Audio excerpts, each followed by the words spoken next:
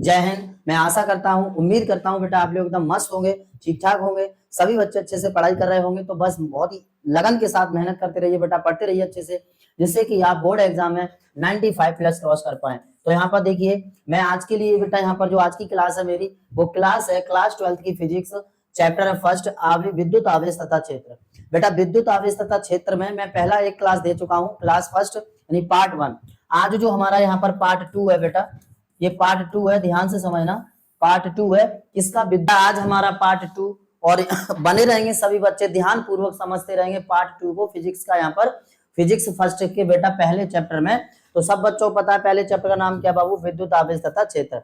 देखिए हम यहाँ पर विद्युत आवेश के बारे में बिल्कुल क्लियर कर चुके हैं। आज हम समझेंगे, पहला टॉपिक है हमारा आवेश का क्वांटमीकरण। तो आज का टॉपिक स्टार्ट करते हैं और आज की क्लास को एकदम समझते हैं बेहतरीन तरीके से। तो चलिए क्लास को शुरू करते हैं बेटा आज की, यहाँ पर समझेंगे। देखिए बेटा पहला जो टॉपिक है वो हमारा आवेश का क्वांटमीकरण। क्वांटीकरण या क्वांटमीकरण बात एक ही है, याद रखना इस बात को, क्वांटाइजेशन ऑफ चार्ज।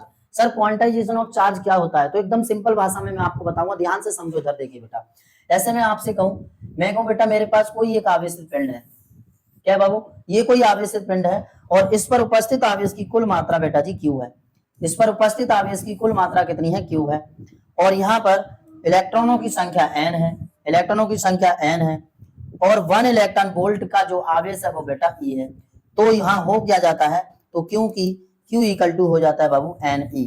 तो Q इक्वल टू कितना होता है? Ne होता है। इसे आप लोगों को याद रखना है, ठीक है। देखिए ध्यान से, Q इक्वल टू Ne।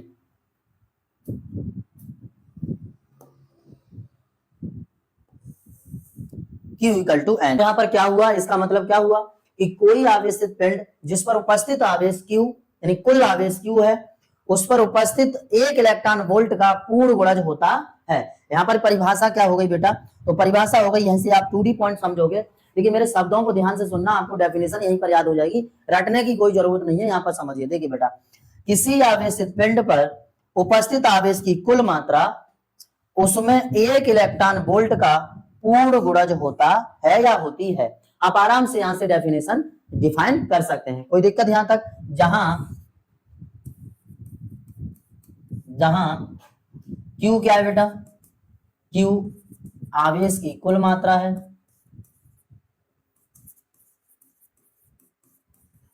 कुल मात्रा, या ऐसे भी लिख सकते हैं कुल आवेश, कुल आवेश भी लिख सकते हैं बेटा, Q कुल आवेश है। और N यहां पर क्या है बेटा, N है पूर्णांक, जो कि 0 plus minus 1 plus minus 2 plus minus 3 plus minus 4 dot dot dot. और यहाँ पर बेटा ये जो n है, अर्थात n इलेक्ट्रॉनों की संख्या को भी दर्शाता है, इलेक्ट्रॉनों की संख्या।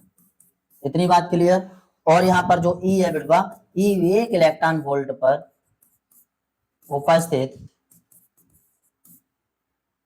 1 इलेक्ट्रॉन वोल्ट की, 1 इलेक्ट्रॉन वोल्ट का आवेश है, 1 इलेक्ट्रॉन वोल्ट पर उपस्थित आवेश की मात्रा, 1 इलेक्ट्रॉन वोल्ट पर उपस्थित आवेश जिसका मान होता है बेटा जी 1.6 into 10 to the power minus 19 coulomb, ठीक है, जिसकी वैल्यू होती है 1.6 into 10 to the power minus 19 coulomb. यहाँ तक क्लियर हो गया? तो ध्यान से समझ गए होंगे सब बच्चे। देखिए ध्यान से, कोई आवेशित पिंड है, उस पर उपस्थित आवेश की कुल मात्रा Q है, 1 इलेक्ट्रॉन वोल्ट का आवेश यहाँ पर E है, जिसका पूर्णांक यहाँ पर जो गुणज है वो कितना है? N है। जहां मैंने आपको यहाँ पर बता दिया पूरा डिटेल से, Q क्या है, N क्या है, E क्या है, और E की वैल्यू यहाँ पर 1.6 into 10 to the power minus 19 coulomb होती है। सही है यहाँ तक? इससे रिलेटेड बेटा देखिए ध्यान से, ये एग्जाम के लिए very very most important topic है। यदि ये एग्जाम में आता है, यदि यहाँ पर या तो ये एग्जाम में पूछ लेगा, यदि ये एग्जाम में नहीं आता है तो इससे रिलेटेड न्यूमेरिकल एग्जाम में जरूर पूछता है, ठीक है, 1-2 नंबर में जरूर यहाँ से आता है। तो समझेंगे अब इससे रिलेटेड न्यूमेरिकल। और न्यूमेरिकल से पहले थोड़ा सा हम आगे और समझ लेते हैं क्वार्क क्या होते हैं, ठीक है बेटा। तो देखेंगे सामने, ये आपका आ गया नेक्स्ट टॉपिक, क्वार्क। क्वार्क यहाँ पर समझेंगे, ब्रह्मांड के सभी पदार्थों का निर्माण करने वाले सबसे छोटे और मूलभूत जो कण होते हैं बेटा जी, वो क्वार्क कहलाते हैं, ठीक है। सिंपल सी बात है, वे कण जो पदार्थों का निर्माण कर रहे हो और कैसे हो, सबसे छोटे हो और मूलभूत कण हो, तो वो क्या कहलाएंगे, क्वार्क कहलाते हैं। डेफिनेशन सामने लिखी हुई है, आप यहाँ से आराम से देख सकते हैं। ब्रह्मांड के सभी पदार्थों का निर्माण करने वाले सबसे छोटे और मूलभूत कणों को क्वार्क कहते हैं। ठीक है बेटा, अर्थात तो क्वार्क यहाँ पर क्वार्क क्या होते हैं, मैं एग्जांपल आपको दे रहा हूं। तो देखेंगे बेटा यहाँ पर क्या है, जैसे जैसे मैं plus minus 2/3 comma plus minus 1/3। अब यहाँ पर समझेंगे क्वार्क दो टाइप के होते हैं, एक अप क्वार्क और एक डाउन क्वार्क। अप क्वार्क क्या है यहाँ पर, तो अप क्वार्क है बेटा प्लस 2/3, ये अप क्वार्क होता है, याद रखना। और डाउन क्वार्क क्या है यहाँ पर, -1/3। आप लोग समझ गए यहाँ पर अच्छे से। तो क्वार्क किसे कहते हैं, क्वार्क कितने प्रकार के होते हैं, ये आपको क्लियर यहाँ से हो गया। ठीक है, अब नेक्स्ट की तरफ बढ़ते हैं। नेक्स्ट है हमारा, अभी हमने जो क्वांटीकरण पढ़ा था, आवेश का क्वांटीकरण, उससे संबंधित न्यूमेरिकल। तो न्यूमेरिकल नंबर फर्स्ट है बेटा, यहाँ पर समझेंगे एक चालक पर 1500 इलेक्ट्रॉनों की कमी है, इस चालक पर आवेश की मात्रा तथा प्रकृति ज्ञात कीजिए। बेटा कोई चालक है या कोई पिंड है, उस पर 1500 इलेक्ट्रॉनों की क्या है, कमी है।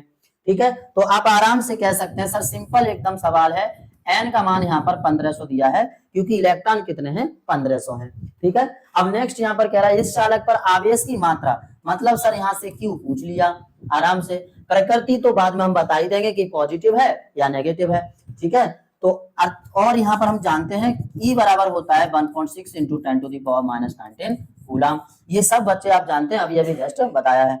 अब क्योंकि फॉर्मूला Q = NE, इसलिए Q की वैल्यू कितनी हमें निकालनी है, और N कितना दिया है बेटा, N यहाँ से दिया है 1500 इंटू E का मान दिया है 1.6 × 10⁻⁻19 कूलम।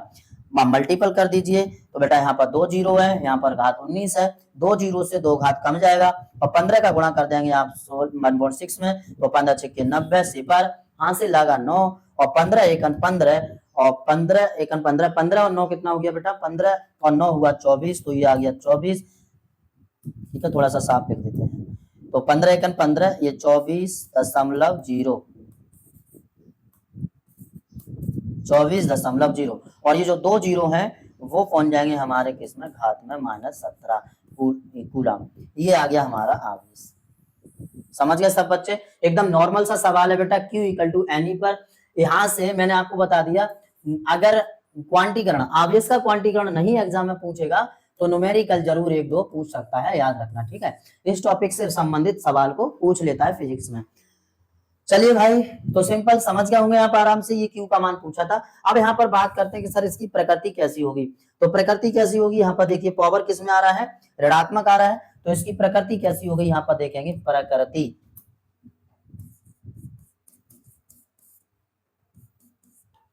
ऋणात्मक यानी नेगेटिव। कोई दिक्कत, आप आराम से समझ गए होंगे। ठीक है, अब नेक्स्ट न्यूमेरिकल की ओर बढ़ते हैं। नेक्स्ट न्यूमेरिकल है 3.2 कूलम आवेश कितने इलेक्ट्रॉनों द्वारा निर्मित होगा। एकदम सिंपल सवाल यार, एकदम सिंपल सवाल है। 3.2 कूलम मतलब Q का मान 3.2 दे दिया कूलम, आवेश कितने इलेक्ट्रॉनों द्वारा, N का मान पूछ रहा है, और E का होता है बेटा 1.6 × 10⁻⁻19 कूलम। तो क्योंकि जानते हैं Q = NE, इसलिए Q हमें यहाँ पर दिया है 3.2 बराबर N हमें निकालना है, और E का मान है 1.6 × 10⁻⁻19 कूलम।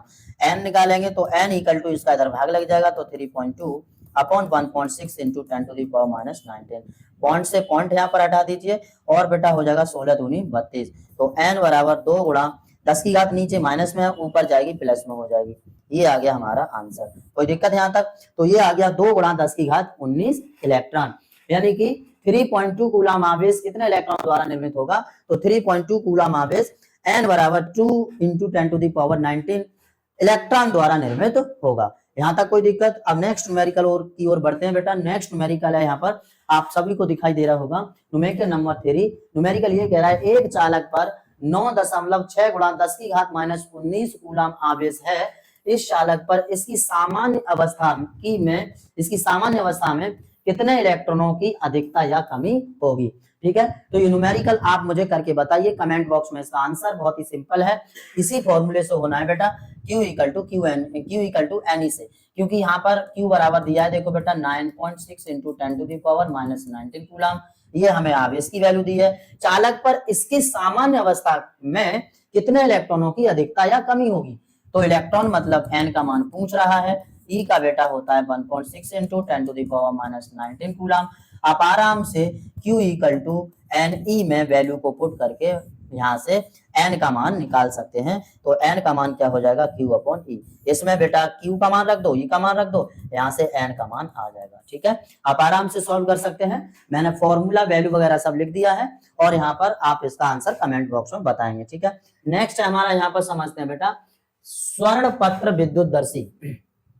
नेक्स्ट टॉपिक है स्वर्ण पत्र विद्युतदर्शी। देखिए स्वर्ण पत्र विद्युतदर्शी होता क्या है, यहाँ पर समझ लीजिए। तो एक छोटा सा डिवाइस होता है, वैज्ञानिक लोगों ने इस पर एक छोटा सा प्रैक्टिकल किया था। क्या किया था, यहाँ पर मैं आपको बनाकर बता रहा हूँ, देखिए ध्यान से। इन्होंने एक छोटा सा डिवाइस बनाया था कुछ ऐसे,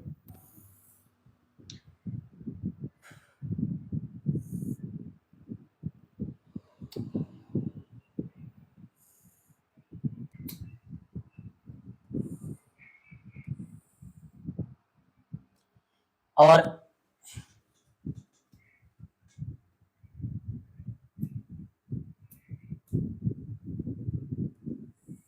इसमें एक धागा लिया था और उस धागे में, ये धागा मतलब एक चालक तार था जिसमें करंट मतलब इलेक्ट्रॉन आ जा सके। ठीक है, और इससे दो पत्ती ली थी सोने की, जो दो पत्ती को इस प्रकार इन्होंने यहाँ पर सेट किया था। ठीक है बेटा,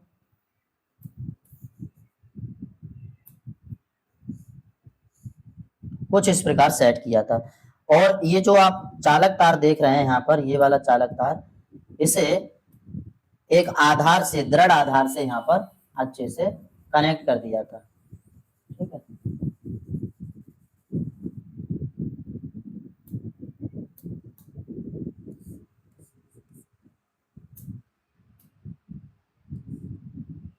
ये ऐसा कुछ सही है। अब यहां से होता क्या है कि जैसे ही इस चालक तार को हम इलेक्ट्रॉन देते हैं, प्लस आवेश देते हैं, सॉरी, जैसे ही इस चालक तार को प्लस आवेश देते हैं, वैसे ही यहाँ से आवेश इधर आता है और यहाँ आते ही ये जो सोने की पत्ती लगी हुई है दो, इन पर आवेश आता है। तो ये होता क्या है, थोड़ा सा दूर दूर हट जाती है, ये इधर हट जाती है, ये इधर फैल जाती है, मतलब यहाँ पर कुछ इस तरीके से ये फैल जाती है। आवेश को यहाँ पर देते ही, आवेश को जब देते हैं तो ये सोने की पत्ती जो लगी है वो थोड़ा दूर दूर हट जाती है, ऐसा कुछ हट जाते हैं। ठीक है, ये ऐसा कुछ हट जाते हैं, दूर दूर हट जाते हैं। इससे क्या पता चलता है, इससे वैज्ञानिक लोगों ने ये पता किया कि ये स्वर्ण पत्र विद्युतदर्शी से कि आवेश एक दूसरे को क्या करता है, प्रतिकर्षित करता है। कैसा आवेश, समान आवेश। तो याद रखना, इससे ज्यादा कुछ नहीं, छोटा सा डिवाइस था, ज्यादा बड़ा इसका रोल नहीं है। समान आवेश एक दूसरे को प्रतिकर्षित करता है, प्रतिकर्षित करता है। मतलब अगर हम प्लस आवेश दे रहे हैं तो यहाँ पर भी प्लस होगा, और प्लस प्लस जब आपस में जुड़ेंगे तो बेटा एक दूसरे को क्या करेंगे, प्रतिकर्षित करेंगे, और ये पत्ती जो लगी है सोने की वो इधर उधर हट जाती हैं। तो यहाँ से क्या पता चला लगा, यहाँ पर समझेंगे। देखिए परिभाषा लिखी हुई है, स्वर्ण पत्र विद्युतदर्शी मतलब गोल्ड लीफ इलेक्ट्रोस्कोप एक ऐसा सरल उपकरण होता है जिसका उपयोग किसी वस्तु पर विद्युत आवेश मतलब इलेक्ट्रिक चार्ज की उपस्थिति, मात्रा, प्रकृति धनात्मक या ऋणात्मक है का पता लगाने के लिए किया जाता है। समझ रहे हैं यहाँ पर, मतलब यहाँ क्या हुआ, हमें ये पता लगाना होता है, ये पता वैज्ञानिक लोगों ने पता लगाया कि इसके माध्यम से आवेश धनात्मक है या फिर ऋणात्मक है। यदि धनात्मक है तो एक दूसरे को प्रतिकर्षित करेगा, और यदि अंदर ऋणात्मक है तो फिर आकर्षित करेगा। इसीलिए यहाँ पर प्लस क्यू आवेश दिया, तो प्लेटों पर भी ये जो प्लेट लगी हुई है, दो प्लेट लगी है सोने की, इन पर भी प्लस आवेश था। तो प्लस प्लस होने के कारण एक दूसरे ने प्रतिकर्षित कर दिया, जिससे पता लग गया कि भाई समान आवेश एक दूसरे को क्या करते हैं, प्रतिकर्षित करते हैं। यही चीज छोटी सी वैज्ञानिक लोगों ने पता लगाई किया था, पता करी थी, किसके माध्यम से, स्वर्ण पत्र विद्युतदर्शी के माध्यम से। तो समझ गए होंगे आराम से। वैज्ञानिकों ने कैसे पता किया कि कब आकर्षित करेंगे आवेश और कब प्रतिकर्षित करेंगे। ठीक है, तो यहाँ पर याद रखेंगे, समान आवेश एक दूसरे को क्या करते हैं, एक दूसरे को प्रतिकर्षित करते हैं। तो कोई दिक्कत यहाँ तक, बताइए सब बच्चों को समझ में आ गया होगा। ये हमारा आज का क्लास था 2, मतलब पार्ट नंबर 2 था। तो आप लोगों ने बहुत अच्छी तरीके से, एक बार मैं दोबारा से आपको दिखा दूं। देखिए सबसे पहले हमने आवेश का क्वांटिमीकरण समझा, फिर क्वार्क समझे, फिर बेटा ऑब्वियसली क्वांटिमीकरण पर 2-3 न्यूमेरिकल समझे यहाँ पर, जैसे ये और ये मैंने आपके लिए होमवर्क में दिया है, इसका आंसर कमेंट बॉक्स में बताओगे। फिर स्वर्णपत्र विद्युतदर्शी समझा। स्वर्णपत्र विद्युतदर्शी ये चार्ज का पता लगाता है कि धनात्मक है या फिर ऋणात्मक है। इसे पता लगाने के लिए वैज्ञानिक लोगों ने ये छोटा सा एक डिवाइस बनाया था। आराम से आप लोगों को समझ में आ गया होगा। तो मैं उम्मीद करता हूं कि आपको पूरी तरीके से समझ में आ चुका होगा आज का ये हमारा लेक्चर 2। तो बस अगर बेटा आपको बहुत अच्छी तरीके से समझ में आया है तो एक छोटा सा काम कर देंगे, प्लीज वीडियो को लाइक कर दीजिए, चैनल को सब्सक्राइब कर दीजिए और वीडियो को अपने दोस्तों के साथ शेयर कर दीजिए, जिससे कि आपके साथ साथ आपके दोस्त भी अच्छी तरीके से स्टडी कर पाए। जय हिंद, धन्यवाद।